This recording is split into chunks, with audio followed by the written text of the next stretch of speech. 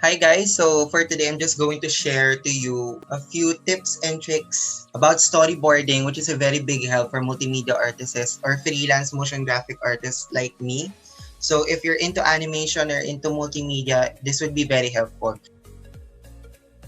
Storyboarding is a technique often in the conceptualization process that allows you to vividly think what you really want to do with your animation. It's very important that you try to draw them on paper first so you'd be able to visually see what you're trying to exactly do. So it would be better that you try to create frames on paper because it's cheap, or if you have your drawing tab with you and your Photoshop. So let's jump into it. So what is storyboarding? By definition, a storyboard is defined as a visual representation of sequences in a film, animation, or a multimedia presentation.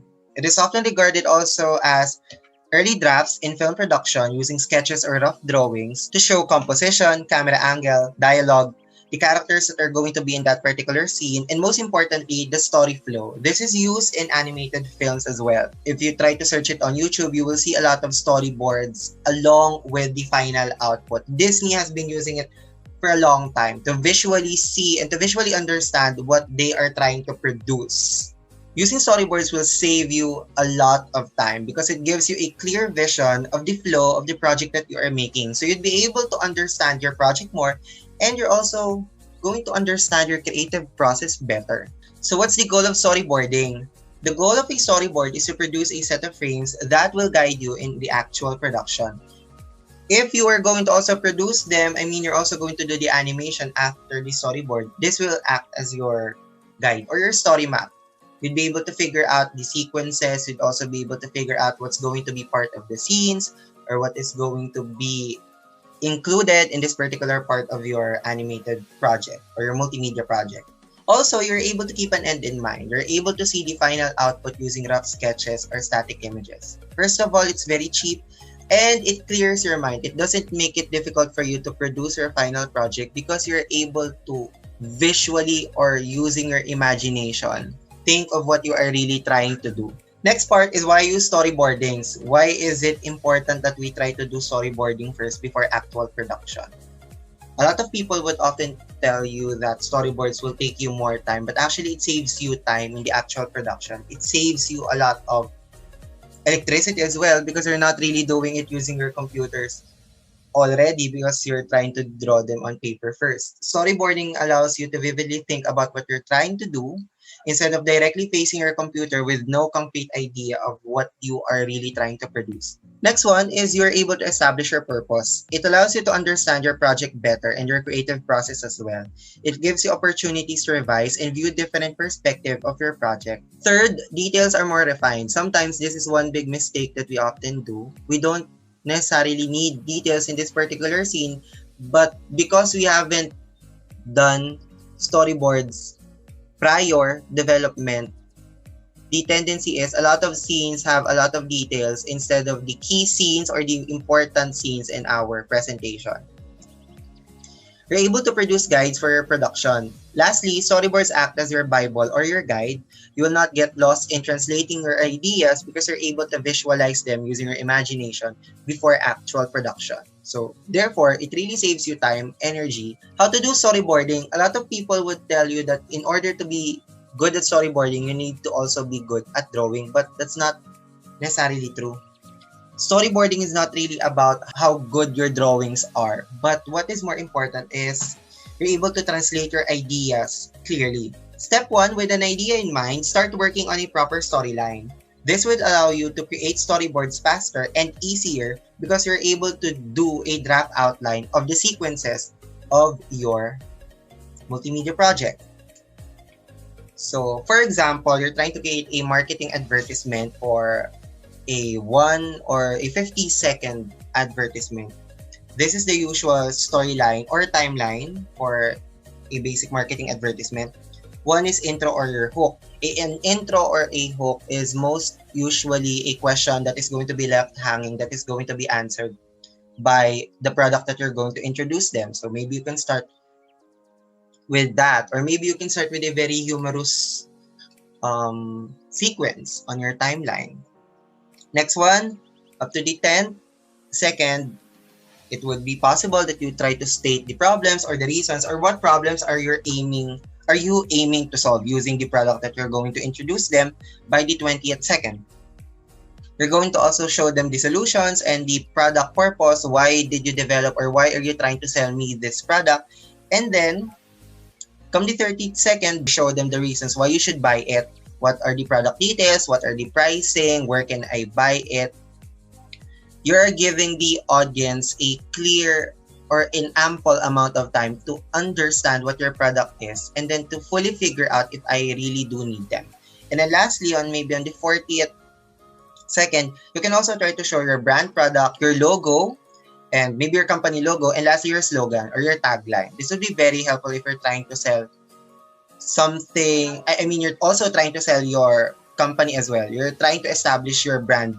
Next one is, for example, if you're trying to create an awareness or an informative video, some people also call it infographic video, whatever you want to call it. So if you're trying to make people aware of a specific social issue, maybe you can start first with the problem statement or the hook. You can start with trying to show the audience the problem statement. Not necessarily trying to show them using text, but maybe scenarios that they are involved with, or maybe some scenarios that they've already encountered in their realities. And then at the 10th second, it would be very helpful that you try to introduce the topic very fast.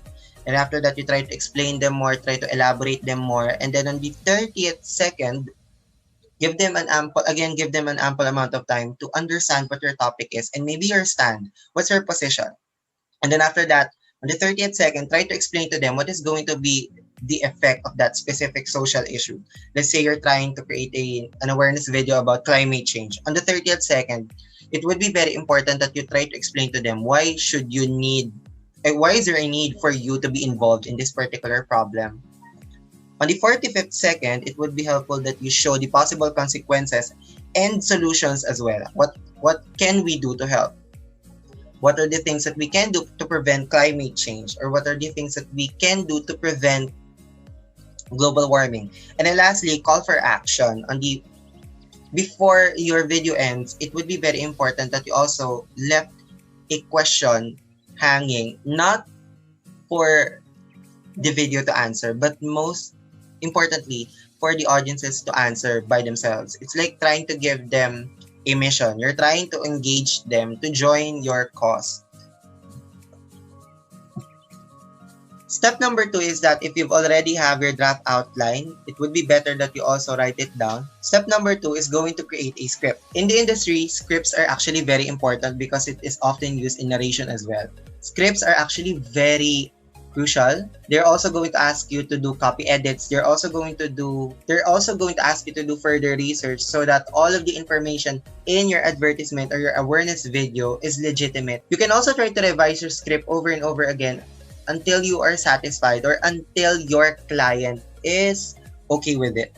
Step number 3 is now we are in the actual storyboarding. Step number 3, you don't have to be critical with your storyboards. You just have to start drawing your ideas on paper. It doesn't really have to be perfect or clean. The first thing that you need to do is to draw rectangles that will serve as your screens and then draw the elements inside. Always remember, it doesn't have to be perfect, and then the aspect ratio of the rectangles on your storyboard should also match the aspect ratio of your actual production. This is the usual template for storyboards. You have your rectangles on top of the details below. You have your scene number. You can also add a scene title below, the duration, and a few notes wherein you can try to write down labels. Next one, you can start doing rough sketches on paper and then add more details after. I am actually more comfortable with using paper. First of all, it's cheap, it's very easy to do, and apart from that, it delimits you. If you're trying to do storyboards using Photoshop, it would be for a great idea to be scrapped or to be erased because you have the undo button. So what is most likely to happen is you have a ton of ideas wherein in the end you can select which of these fit your project better. So just a few tips or things to remember when you're trying to do your storyboards. First is your storyboards do not again have to be perfect. It can be as simple as stickman storyboards. It can be as doodly as possible, or it can look like a scribble, because what is more important is you're able to understand your storyboards. Especially if you're also the animator, it's not really that important. It is even colored. For as long as you know what colors are you going to use, that would be fine. Next one is you can add text and labels for certain elements. Like for example, like me, I really tend to get confused with my storyboards. So I have to draw them very clearly. So what I usually do is I add labels or text, especially into some elements that in the process of actual production, I tend to forget what they are. So I would usually write down, these are trees, these are fishes, these are cars, these are buildings. For this, you can also add camera angles and movements if necessary. Once that you've already created your storyboards, it's also going to be very helpful for you to visualize what is going to be the proper camera movement for that particular scene. Next one is you can add colors if you feel like it. You can do them in Photoshop. It's actually very fun trying to do storyboards. It makes you understand your project better, and it can also help you with improving your creative process as well. So this is how I usually do my storyboards. You have your thumbnail or the rough sketch of your frame in sequence. So after doing my thumbnails, what I would usually do is to write down the scene number or the guides in which scenes comes next. Scene, but actually for me, it would be better that you try to rearrange them. And then scene elements, your thumbnail doesn't need to be perfect. You can just simply write down your elements. Actually, like what you're seeing on your screens right now, this is a very simple drawing, and then I just wrote down what I want to be included in that particular scene. So, in the actual production of making the boards, saka ko na lang siya idadagdag. Always remember that when you're doing storyboards, you can still edit, delete, revise, and change sequences in the storyboarding process. That is the benefit of doing storyboards. You're able to identify which scenes are unnecessary, which scenes should be shown first, which scenes should be called key scenes or scenes that should be highlighted, which of these scenes should be longer or which of them should be shorter. That is the beauty of storyboarding. You're able to understand what you're going to do using your imagination. Step 4, refine your storyboards using Photoshop or Illustrator. You can create storyboards that are more clean and visually resembles the final output. This is what I usually do. I would usually, right after I've drawn them on paper, I would open my Photoshop, try to do them on simple blank canvases using the usual storyboard template, and then I would draw shapes, or I would, sometimes if I do have time, I would even include color for me to fully understand what I'm trying to do. So it would be very easy for me in the actual production process to insert and add more details to it. You can start with your frames right here, or you can also start with downloading and compiling images from the internet that is going to be used in the actual production. You can also try to write down which websites are you going to look for, or which icon or which image are you going to use for that particular scene. Lastly, if you're already fine with your storyboards, you can start working on your project using a video editing application based from the storyboards that you've created. Now you can start working on your project using the storyboard that you did earlier using a video editing application or software. Always remember, it doesn't matter if your storyboard will be followed or not. Especially if you're not really following guidelines from a particular client. If you're only doing this to express your talent or for leisure or for freelancing or to just add more videos on your demo reel, it doesn't really matter if you follow your storyboard. The goal of a storyboard is to just help you extract all the ideas that you have in mind, to be able to translate those ideas into paper and to be able to create guides that will function as basis on your production process. Always remember, you can edit. You can still change the sequences. You can still edit your storyboards if you need to. So these are just a few tips and tricks that I've learned from my experience as a freelance motion graphic artist and from the competitions that I've joined in the past year. So I hope you learned a thing or two. Thank you very much. Goodbye.